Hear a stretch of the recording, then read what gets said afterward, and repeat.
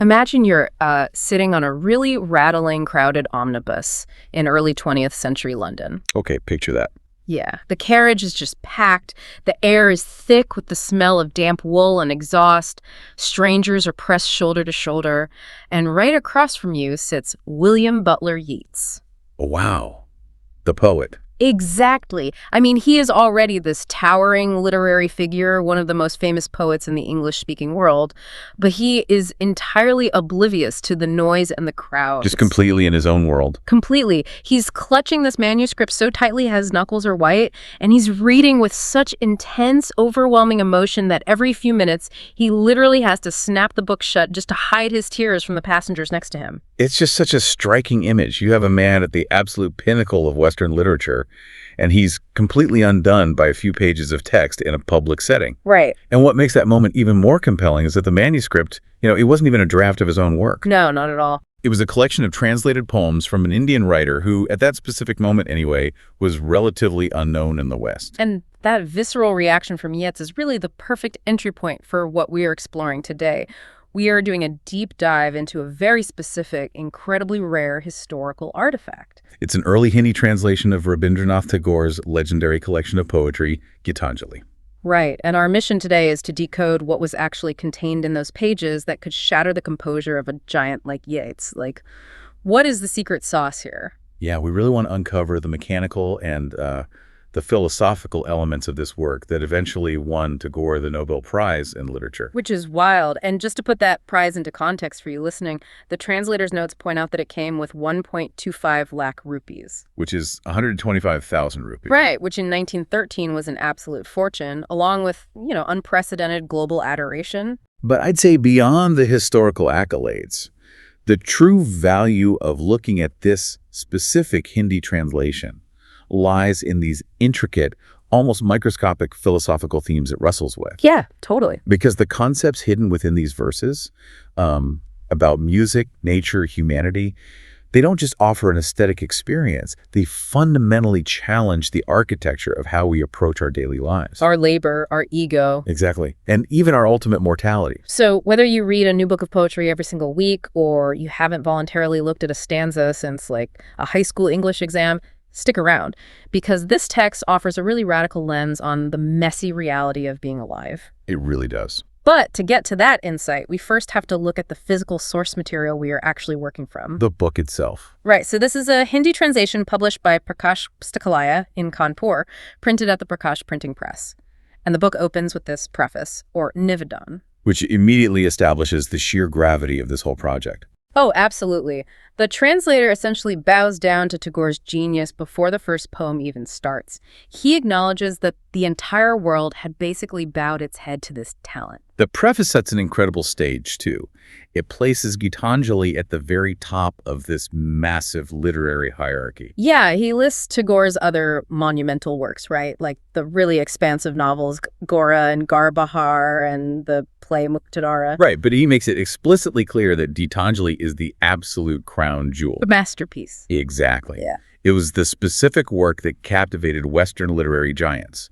Not just Yeats, but the artist William Rothenstein and C.F. Andrews. And Andrews was the English missionary and educator who actually granted the permission for this Hindi publication to exist in the first place. Right. But for me, the most fascinating part of this preface is the translator's outright confession of his own inadequacy. Oh, he practically throws his hands up in defeat. He really does. He admits the massive struggle of his task. I mean, he is trying to capture the magic of an author who originally wrote these songs in Bengali and then took on the Herculean task of translating them himself into English. And Tagore's self-translation into English is such a critical piece of the structural puzzle here. It is. The Hindi translator actually observed that Tagore's English version was miraculous. Miraculous. He uses the term alankar, right? Yes, alankar. Yeah. Which refers to really deep, intricate literary ornamentation and figures of speech.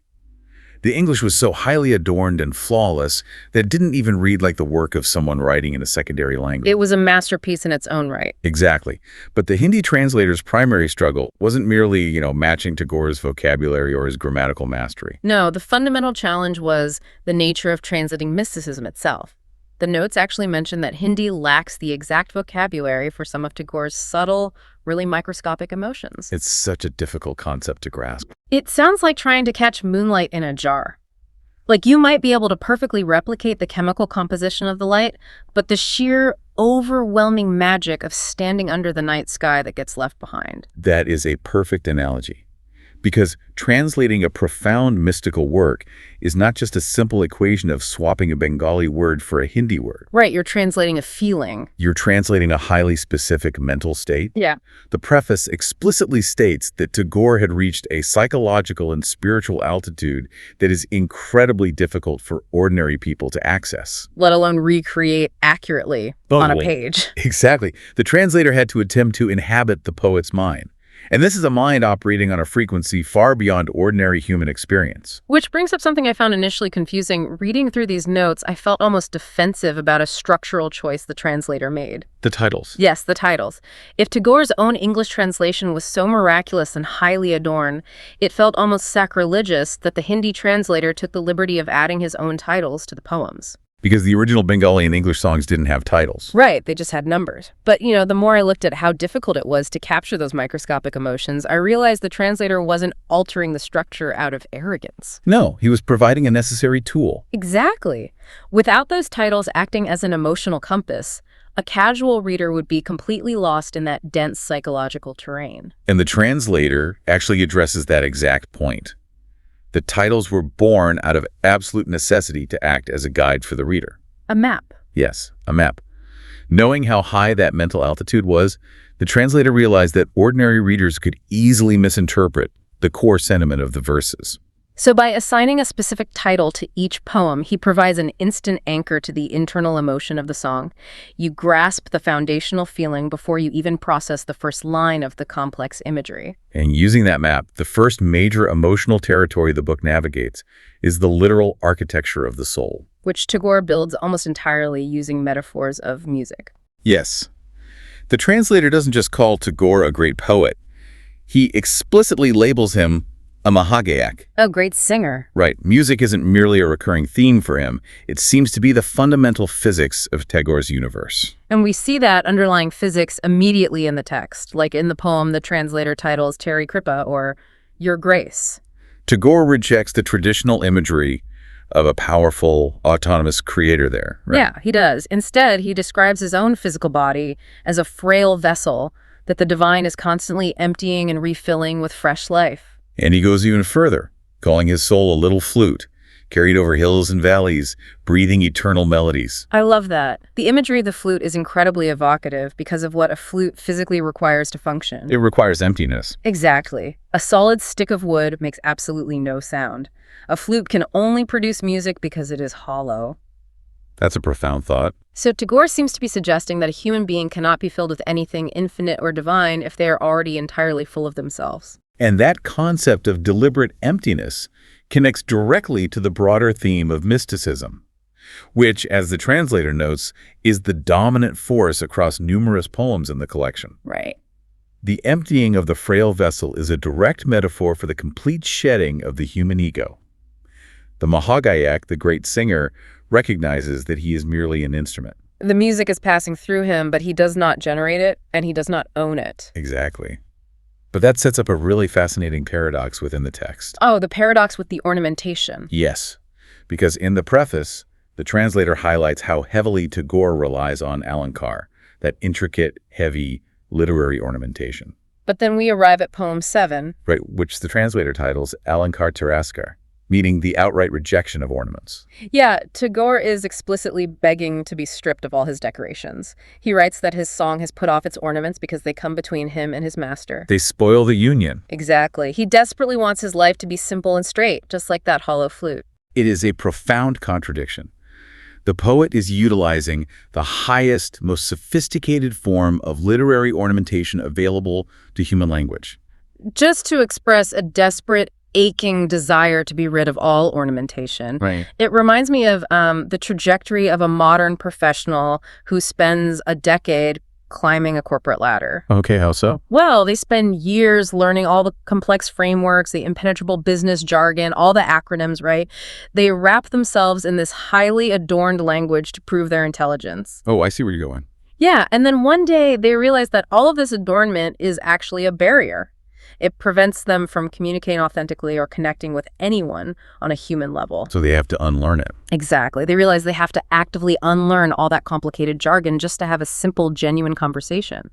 Tagore is engaging in that exact process of unlearning, but on a cosmic spiritual scale. That makes perfect sense. The jargon in Tagore's spiritual landscape is the human ego itself. It's the inherent pride we take in our own creations and our perceived intellect.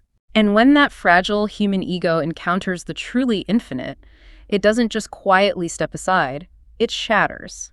Tagore captures the terrifying reality of that encounter in poems like Gan Mahima and Virat Gayan.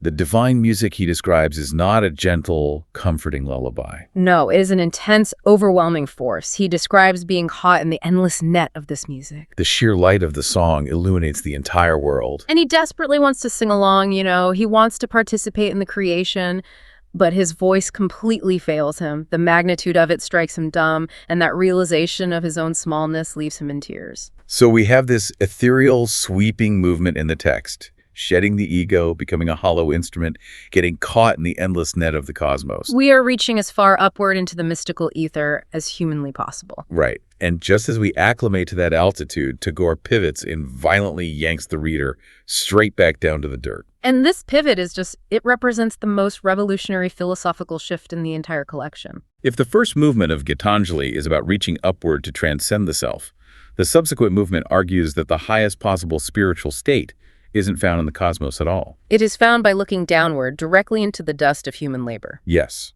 And the translator captures this subversion beautifully in poem 11, titled Satyupasana, or True Worship. That one is so powerful. Tagore confronts the reader and commands them to leave their chanting, leave the singing, leave the telling of beads. He points to the dark, isolated, lonely corner of the temple and declares unequivocally that God is not there. Which is wild. To understand the weight of that declaration, we have to look at the centuries of tradition it pushes against. Right, because for a very long time, the ascetic ideal dominated spiritual thinking.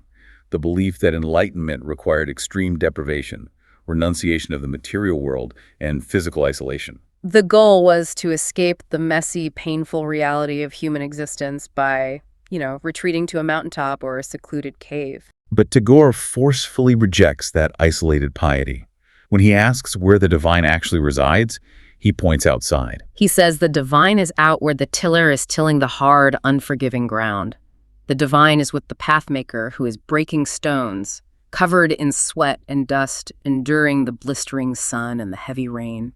He demands that those seeking truth take off their pristine holy mantles and come down into the dusty soil. And he reinforces this completely grounded theology in poem 10, Di Bandura. He states that the ultimate footstool of the divine doesn't rest on a golden altar in some sanitized sanctuary. It rests among the poorest, the lowliest, and the lost. And he adds this crucial caveat: human pride can never, ever reach that place. The translator's index is actually incredibly revealing regarding this duality. How so? Well, the poems are split between overarching categories like prayers and worldly behaviors, but Tagore refuses to let them remain separate. He actively bridges the sacred and the profane. I see. He posits that true spiritual deliverance is not achieved by escaping the world, but by participating fully and humbly in the hard, unglamorous, sweating labor of ordinary life. Which leads to a metaphor that serves as the emotional anchor for this entire philosophy. I'm talking about Poem 8, Bhushan Bar Balak. Oh, that one is heartbreaking. It really is. Tagore presents the image of a child who has been dressed up in elaborate prince's robes and loaded down with heavy, expensive jewels. And as a result of this supposed elevation in status, the child loses all the natural joy of play. The heavy garments physically hinder his steps. He can't run or move freely because he is literally paralyzed by the fear of falling and getting dirt on his royal clothes. He becomes completely alienated, shut out from what Tagore profoundly refers to as the healthful dust of the earth. Healthful dust. It is a devastating critique of the artificial barriers human beings construct to insulate themselves. The heavy jewels and the prince's robes symbolize the layers of status we put on, believing they elevate us above the struggles of the common world. But in reality, those very layers imprison us. They cut us off from the essential grounding experiences of human connection. And you can see the modern equivalent of the prince's robes everywhere. Oh, 100%.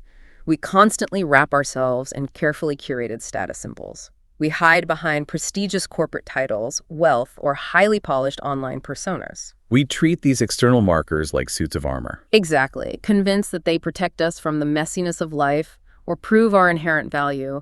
But just like the paralyzed child in the poem, that heavy armor prevents us from experiencing joyful, unguarded, dusty human connection. We become so obsessed with maintaining a pristine image that we forget how to actually participate in the raw reality of living. And Tagore argues that avoiding the dust means avoiding the divine.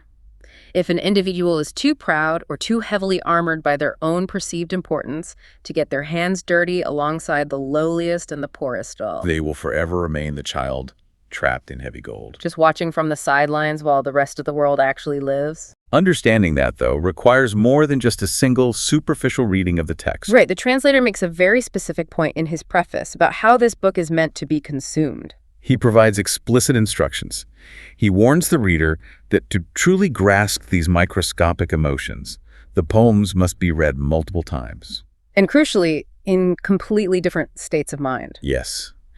The environment and the internal state of the reader are active participants in the translation of the meaning. The translator actually suggests reading a poem about the morning while sitting comfortably inside a room. Then he instructs the reader to take that exact same poem and read it the following day sitting by a river or deep within a forest. Because the entire resonance of the words will shift. A verse that brings profound comfort during a moment of joy might aggressively challenge the reader when their mind is clouded by grief or failure. The book is not a static object. It is designed to be a living mirror that continuously reflects the shifting internal landscape of whoever is holding it. And viewing the text as a living mirror requires a level of vulnerability that forces us to examine our own barriers. It asks you to identify the heavy royal garments you are wearing that keep you insulated from the healthful dust of the earth. It demands we question whether we are still exhausting ourselves trying to play our own loud, flawless song, or if we possess the courage to become an empty flute. Confronting those questions leads to a radical reframing of our entire trajectory, which inevitably leads to how we view our final moments. Yes. In the prefaces section dealing with mysticism, the translator provides a breathtaking summary of how Tagore views mortality itself, subverting yet another deeply held human fear. In a society that almost universally treats death as the ultimate terrifying tragedy, like a painful severing of everything we hold dear to Tagore completely rejects that narrative. He does not view death as a terrifying end or a loss. He views it as a doorway to infinite life. He specifically describes mortality as a marriage ceremony with the eternal.